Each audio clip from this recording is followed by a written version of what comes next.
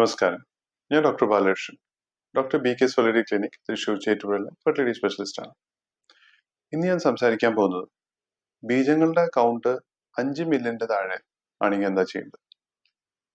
എത്ര പേർക്ക് ഞാൻ കാണുന്നുണ്ട് അവരുടെ ഒരു 5-8 കൊല്ലം അല്ലെങ്കിൽ 10-15 കൊല്ലത്തെ സെമൻ റിപ്പോർട്ട്.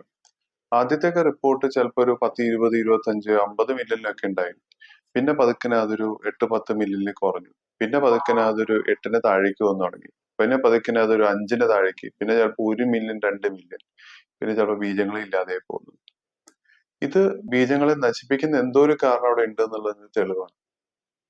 ഈ പറഞ്ഞ വൃഷണത്തിന്റെ ഉള്ളിൽ ഒരു ടാങ്ക് പോലെ കരുതിയാൽ ഈ ടാങ്കിനുള്ളിൽ വെള്ളം ആവശ്യത്തിന് ഉണ്ടായിരുന്നു. അതുകൊണ്ടല്ലേ നിങ്ങളുടെ ആദ്യത്തെ റിപ്പോർട്ടിൽ അത്രയും നല്ല സാമ്പിൾ കിട്ടിയത്, നല്ല 20-30 മില്യൺ കൗണ്ട്.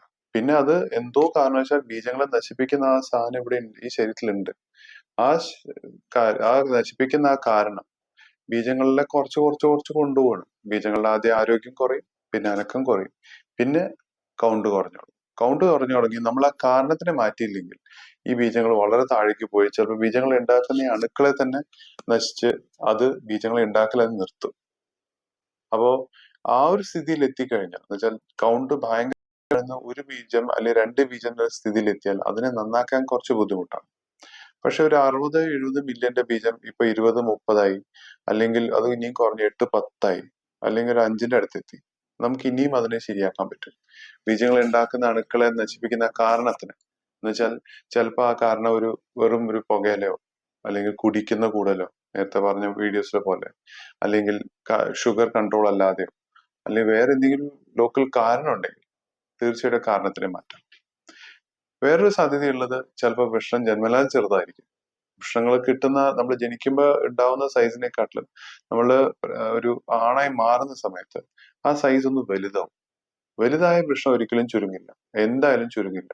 പക്ഷെ ചിലവർക്ക് ആ വൃഷണത്തിന്റെ സൈസ് വലുതാവാതെ അതേ ചെറിയ സൈസിൽ നിൽക്കും.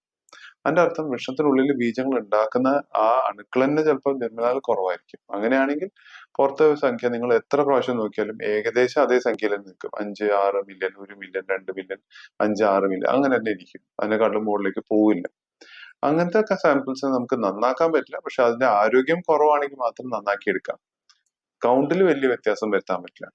പക്ഷെ വലിയ സംഖ്യ താഴേക്ക് പോകുമ്പോൾ തീർച്ചയായിട്ടും അതിനെ നമുക്ക് കൺട്രോൾ ചെയ്ത് അതിനെ ക്ലിയർ ചെയ്യാൻ പറ്റും. ഈ പറഞ്ഞ സംഖ്യ 5 മില്യനേ ഉള്ളൂ, സ്ഥിരം 5 മില്യനേ ഉള്ളൂ എന്നുണ്ടെങ്കിൽ, അല്ലെങ്കിൽ 5ന്റെ തൊട്ടടുത്തേ ഉള്ളൂ എന്നുണ്ടെങ്കിൽ, കുറച്ച് നാള് നിങ്ങൾ അത് മരുന്ന് കൊടുത്ത് ഹോർമോൺസിന്റെ ടാബ്ലറ്റ്സ് വെച്ചാണെങ്കിൽ ഇഞ്ചക്ഷൻസ് വരെ വേണേൽ ട്രൈ ചെയ്ത് ആ ബീജങ്ങളെ കൂട്ടാൻ നമുക്ക് ശ്രമിക്കാൻ പറ്റും. അതിൽ നല്ല റെസ്പോൺസ് കിട്ടാറുണ്ട്. ചിലപ്പം ഒരു 1.5 മില്യൺ ബീജം വരെ 5-8 മില്യൺ അല്ലെങ്കിൽ 10 മില്യൺ വരെയൊക്കെ എത്തുന്നത് നമ്മൾ കണ്ടിട്ടുണ്ട്. അത് വെച്ച് പ്രഗ്നൻസി കിട്ടാനും സാധ്യതയുണ്ട്. പക്ഷെ അത് എത്ര ശ്രമിച്ചിട്ടും നിങ്ങൾ 1-2-3-5 കൊല്ലം വരെ നോക്കിക്കോളൂ, അത് കഴിഞ്ഞിട്ടും അതേ 2 മില്യൺ, 3 മില്യൺ, 4 മില്യൺ തന്നെ നിന്ന് കറങ്ങുകയാണെങ്കിൽ അതിന്റെ അർത്ഥം അതിനെക്കാട്ടും കൂടുതൽ ഉണ്ടാക്കാനുള്ള കഴിവില്ല.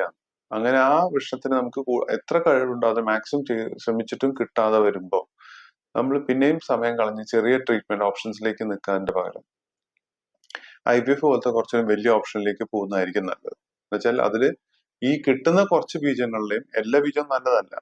നമ്മുടെ ഗർഭാന്റെ വായന്ന് മുകളിലേക്ക് എത്താനുള്ള സംഖ്യ വളരെ കുറവായതുകൊണ്ടാണ് അത് പ്രഗ്നൻസി ആവാത്തത്.